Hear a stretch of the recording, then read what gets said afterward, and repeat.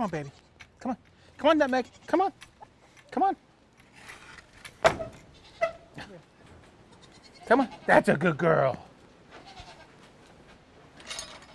All right, good girl.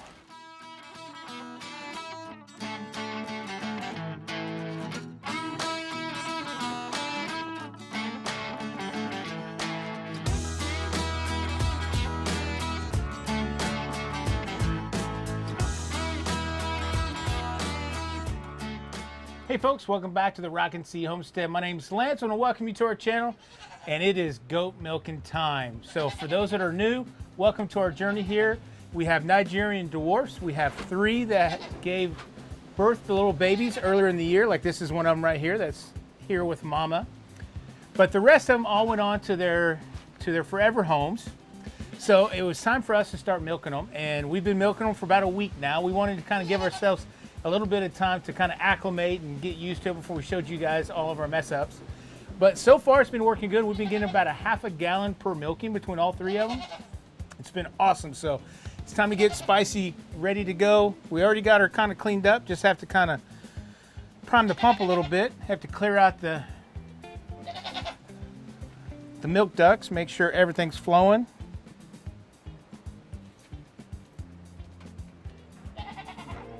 There we go.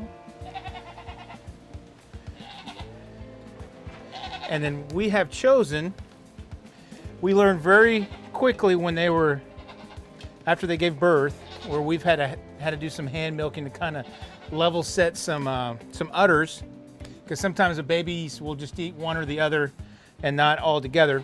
So we had to kind of do some hand milking. I got big hands and they have small teats, and we decided a milking machine worked out really well. And so far, it's been working great.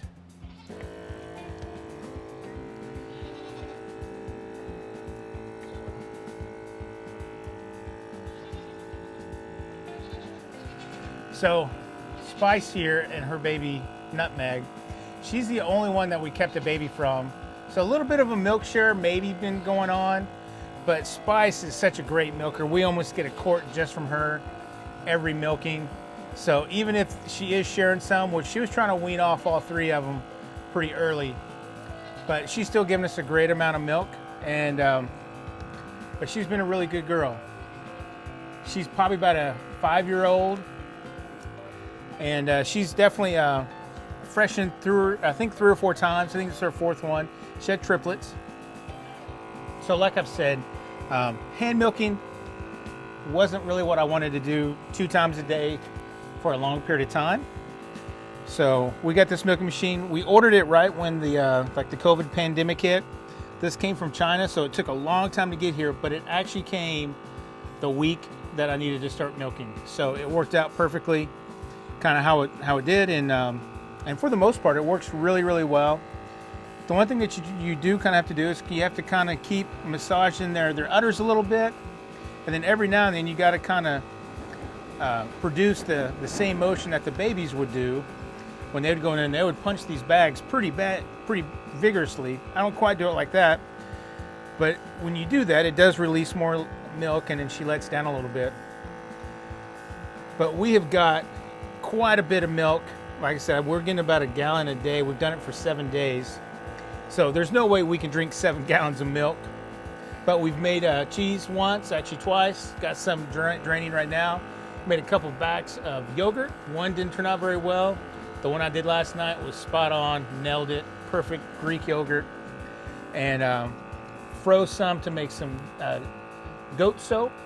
And we're just trying to find uses for it just around here, and supplement what we don't have to buy at the store, or supplement what we buy at the store, and just try to be good stewards for these animals.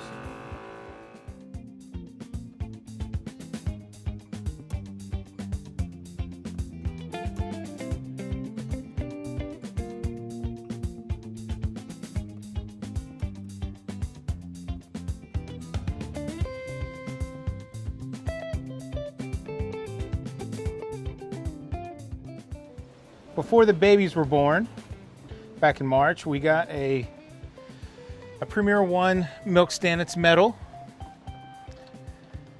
and it's been a champ. You can have it outside, you can have it inside.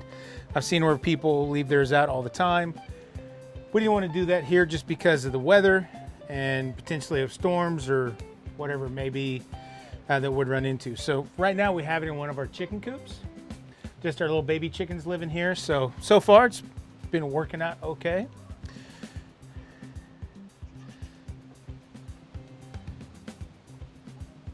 But we are planning at some point to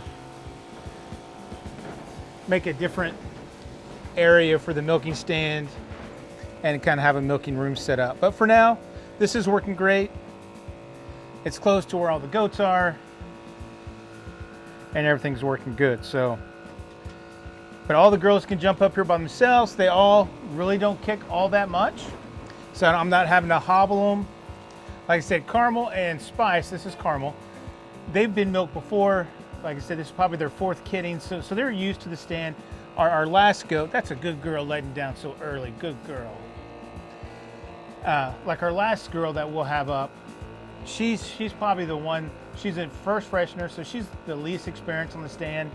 And we probably should have worked with her a little bit more when it comes to getting up on the stand, messing around with her, you know, rubbing her underside, those kind of things, just to make sure that she was used to us and the stand. We didn't do that, but she's doing really good and coming along really well.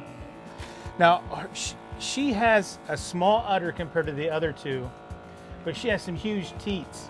So I think sometimes the milk pump sometimes doesn't get everything it needs to. So I have to kind of milk her out at the very end, but it's a little bit easier since the udder is not as big and everything. But we'll show you what. She usually gets about 2 or 3 ounces more at the very end. So she's getting us about a pint as it is. So we just want to make sure that we're milking her out so she produces more or as much as she has been. So one thing that we don't want to do is lose production at this point. Now since she doesn't have any babies and it's just us milking her. But most of the time these girls are really sweet, and we're feeding them a little combination of some black oil sunflower, some grain, and then we also got some rice bran pellet, and that's supposed to help kind of keep up their weight. These are production animals, so they're producing a lot for us, and you kind of have to give them a little bit more to eat, and as you can see, they definitely like it. Then at the very end, when we're kind of cleaning up, and we kind of give them a little bit of treat that they love. It's kind of a licorice thing, and she loves it. I know you're almost there, girl. You're doing good tonight. Yeah, you're doing real good. So this is our little Maisie. She was one of our first original goats, her and her brother Marty.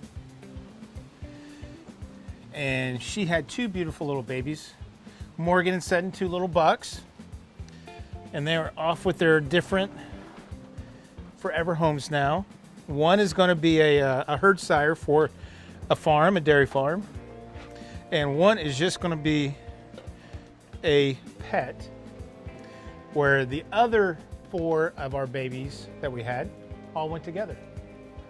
So, but the first week, or earlier last week when we were starting to milk, I'm not for sure how it happened, but Maisie ended up having a little bit of a tear or scar, or she had some kind of wound on her teat here. So we weren't sure exactly what that was. So I contacted my vet, sent him some pictures, and talked it through. Asked him, you know, should I continue milking it? Should I, you know, what should we do? And he was saying yes, continue milking it, just treat it. And at the very end of here, we'll show you guys what we do to treat that. But it's looking really good.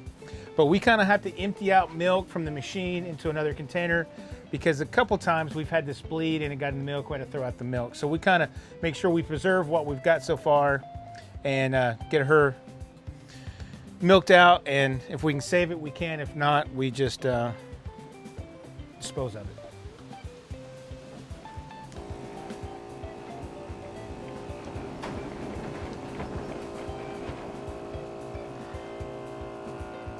Now she's got some pretty large teeth, so I kind of have to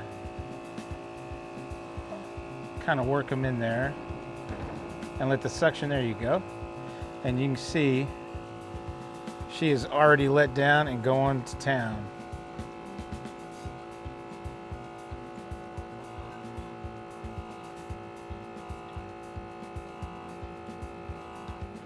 So we got done milking Maisie. I had to hand milk her a little bit.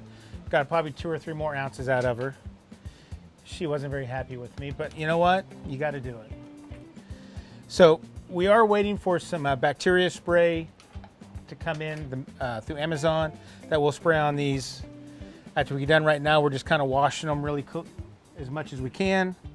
And then for her, of course, since she has this little wound, we just been, like the vet just said, put Neosporin on, without the painkiller, just the regular Neosporin.